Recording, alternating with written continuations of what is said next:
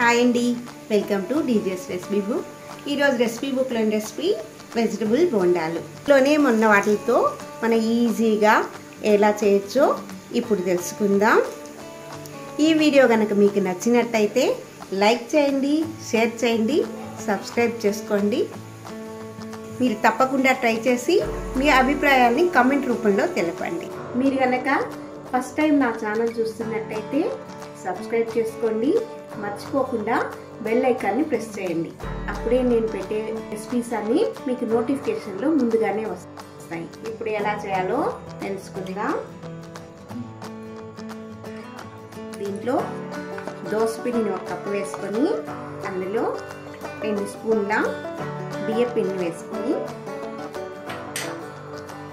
బాగా మిక్స్ చేసుకోవాలి.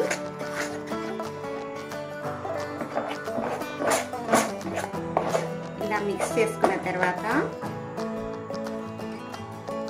అందులో రుచికి సరిపడినంత ఉప్పు వేసుకొని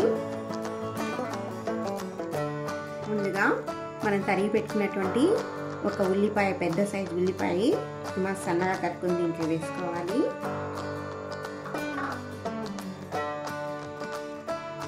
సన్నగా తరుక్కున్నటువంటి ఒక 10 బీన్స్,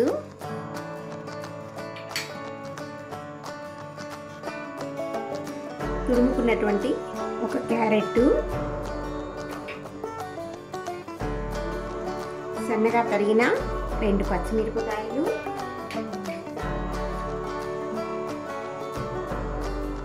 2 రెమ్మల కరివేపాకు, కొద్దిగా కొత్తిమీర, వీటన్నిటి వేసి మరొకసారి బాగా మిక్స్ చేసుకోవాలి. ఈ మాదిరిగా వెజిటబుల్స్ అన్నీ ఇందులో కలిసేట్టుగా మిక్స్ చేసుకోవాలి. ముందుగా స్టవ్ వెలిగించి డీప్ ఫ్రైకి సరిపడినంత ఆయిల్ వేసుకోవాలి.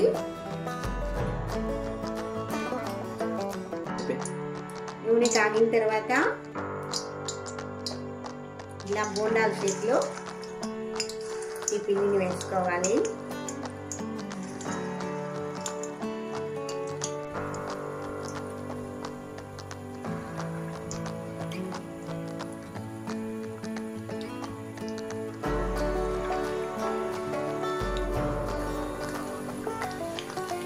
ఇలా టర్న్ చేసుకుంటూ అన్ని పక్కల కాలేట్టు వీటిని చూసుకోవాలి. చూసారు కదా, ఈ మాదిరి గోల్డెన్ బ్రౌన్ వచ్చే వరకు వేయించుకొని సర్వింగ్ ప్లేట్కి మార్చుకుంటే